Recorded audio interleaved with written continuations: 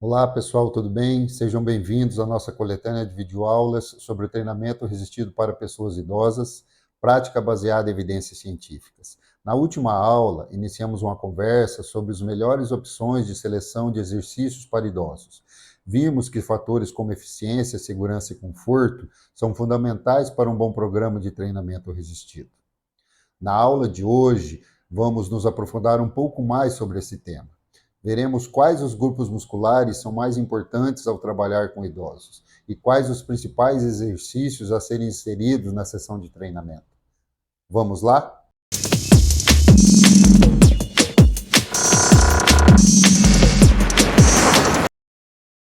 Agora é o momento de escolher os exercícios focados nos músculos que precisam de mais atenção. Mas aqui surgem algumas dúvidas. Existe alguma região do corpo que deve ser priorizada? Faz sentido dedicar mais volume de treino a um grupo muscular específico? Para responder essas questões, é essencial considerar as necessidades dos idosos, entendendo quais áreas exigem mais fortalecimentos para garantir a saúde, funcionalidade e a qualidade de vida. Este estudo clássico de Janssen e seus colaboradores, publicado em 2000, é amplamente citado na literatura científica.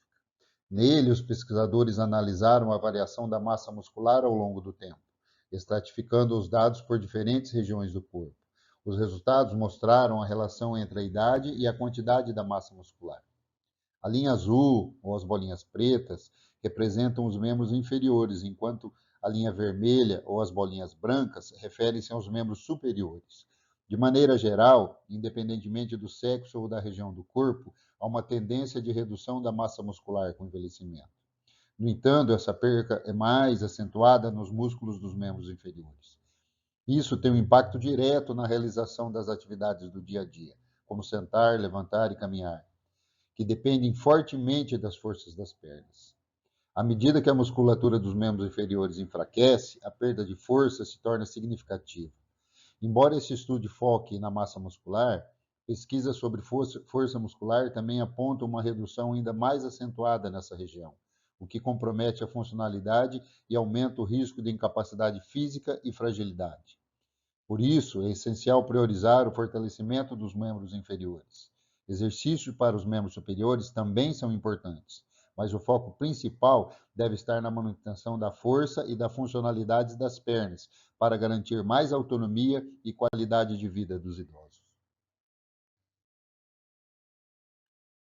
Quando falamos de exercícios para membros inferiores, o agachamento se destaca como uma opção extremamente eficaz e amplamente utilizada. No modelo tradicional, com barras nas costas, seja com peso livre ou na Smith Machine, é bastante conhecido. No entanto, sua execução exige alguns pré-requisitos, que nem sempre são atingidos por todos os indivíduos idosos. Para realizar o agachamento tradicional com segurança, é necessário ter boa coordenação, equilíbrio adequado e articulações saudáveis, especialmente na coluna vertebral, pois a carga incide diretamente sobre ela. Além disso, mobilidade adequada nos tornozelos e quadris é essencial. Se o idoso preenche esses critérios e executa o movimento corretamente, sem desconforto, não há contraindicações. Entretanto, a maioria dos idosos apresenta algum grau de comprometimento, como dificuldades de equilíbrio e coordenação, o que exige adaptação no exercício. Algumas alternativas podem incluir o agachamento com peso corporal. Para muitos idosos, o próprio preço do corpo já representa um estímulo suficiente para o fortalecimento muscular e hipertrofia. O agachamento com apoio, para aqueles que precisam de mais segurança, o uso de apoios como cadeiras, bancos ou um cabo de vassoura, ou até a assistência de um profissional, pode ser fundamental para a correta execução. E sentar e levantar, em casos de maior fragilidade, o simples movimento de sentar e levantar de uma cadeira já trabalha a extensão de joelhos e quadril, replicando o padrão motor do agachamento de forma segura e funcional. O mais importante é entender que o agachamento não se limita à versão tradicional com barra nas costas.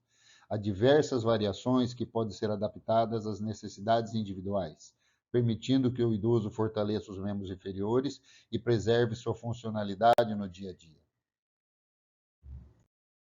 Existem ainda outras variações do agachamento que podem ser adaptadas às necessidades dos idosos. Uma delas é o agachamento no Smith Machine, que se aproxima bastante do modelo tradicional, com a barra nas costas. Para alguns idosos, essa versão pode ser realizada com segurança e sem contraindicações. No entanto, em casos onde há problemas na coluna, como desgastes ou hérnias, essa variação pode não ser a mais prudente devido ao aumento da compressão nos discos vertebrais. Uma alternativa é o agachamento com halteres, onde o peso é segurado em cada mão, reduzindo a sobrecarga sobre a coluna. Também é possível utilizar o kettlebell ou uma anilha, ajustando o exercício conforme a necessidade do praticante.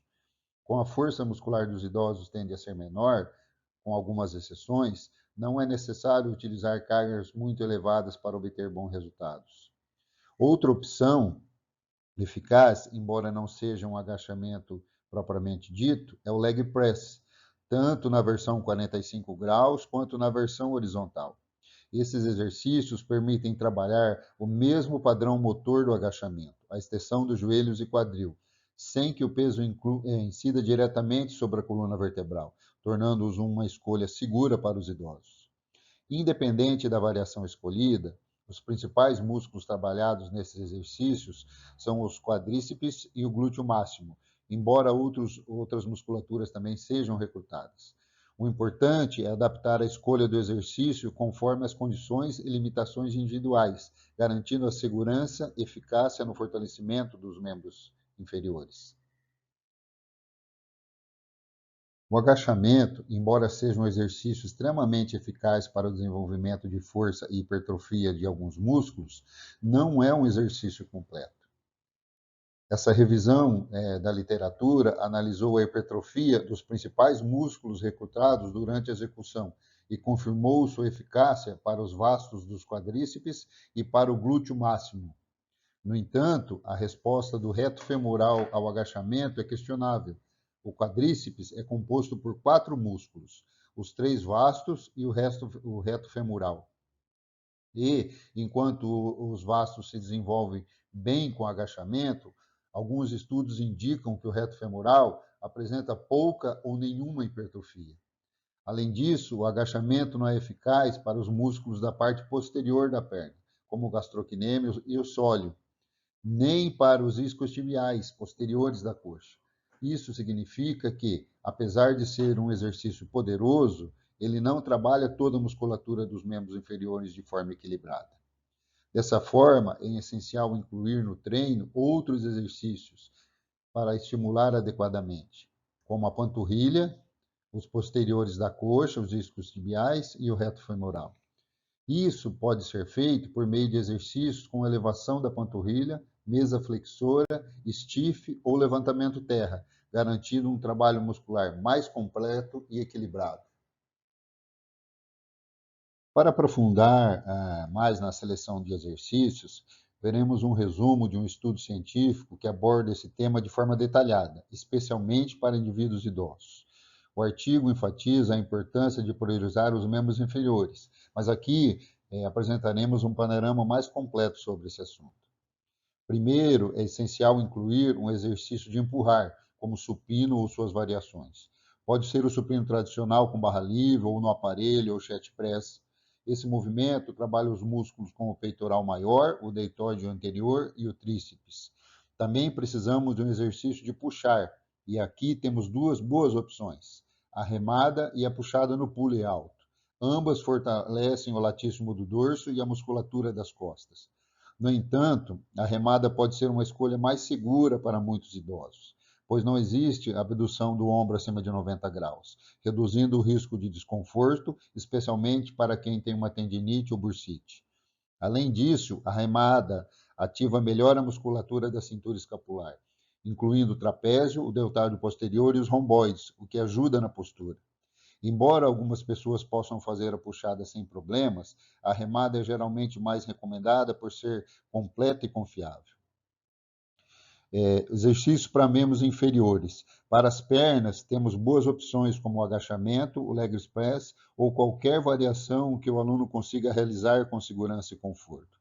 Outro ponto importante é trabalhar o lateral do ombro. A parte posterior já é ativada na remada e é anterior no supino.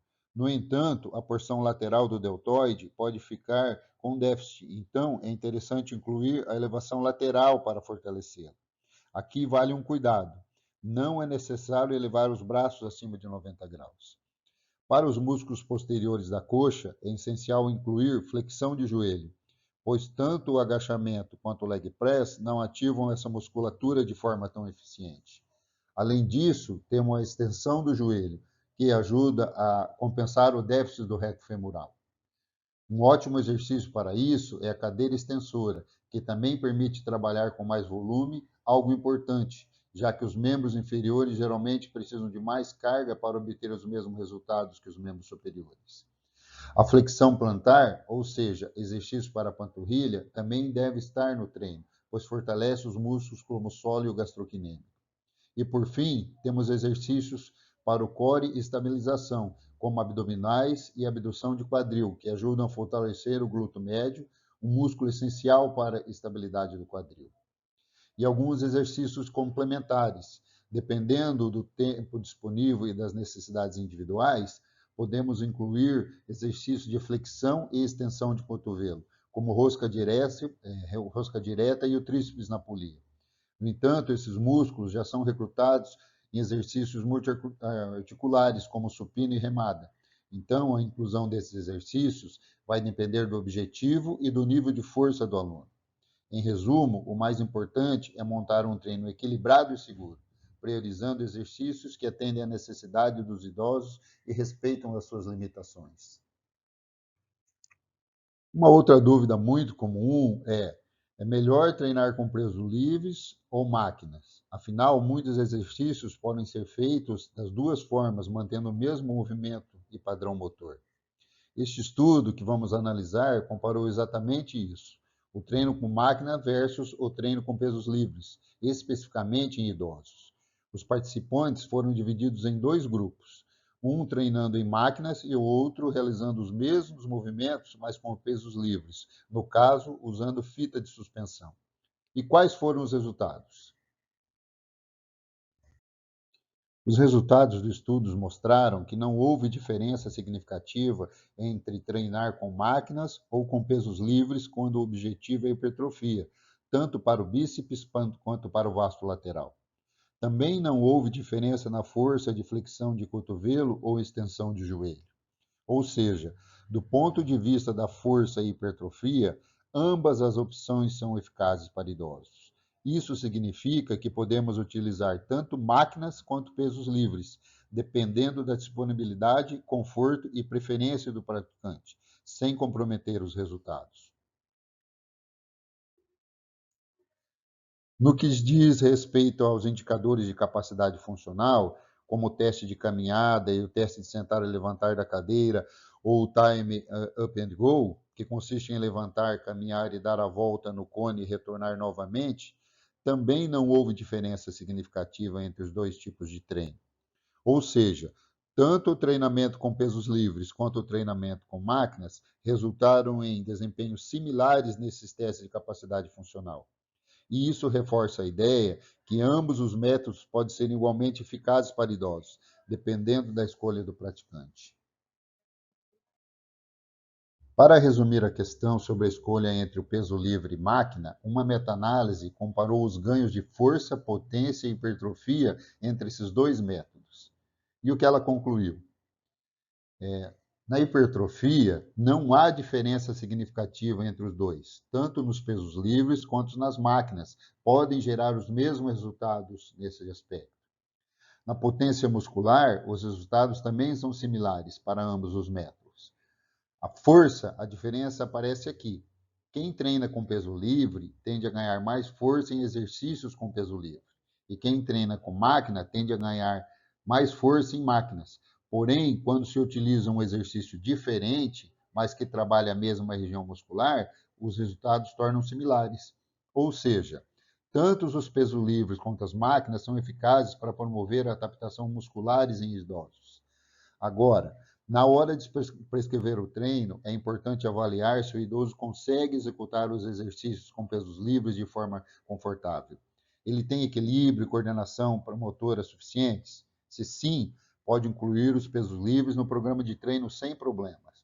Mas se houver dificuldades nessas áreas, as máquinas podem ser uma escolha mais prudente, pois oferecem mais controle sobre o movimento. Em alguns casos, a escolha nem sempre é possível. Por exemplo, em situações que o idoso está em repouso ou quando o professor vai até a casa do idoso, não há uma opção de usar uma academia tradicional. Nessas situações, ferramentas como bandas elásticas, pistas de suspensão ou halteres pode ser uma solução prática, já que não é necessário um haltere pesado para que o idoso treine de forma eficaz. Portanto, o professor tem várias opções para escrever um bom programa de treino, adaptando as ferramentas e exercícios à realidade do idoso e às suas necessidades. E assim, pessoal, nós finalizamos nossa aula de hoje. Espero que as informações compartilhadas tenham sido úteis para a sua prática e compreensão sobre o treinamento de força para idosos. Lembre-se de sempre ajustar os exercícios às necessidades e limitações de cada pessoa, buscando sempre a segurança e o bem-estar. Obrigado por nos acompanhar e até a próxima.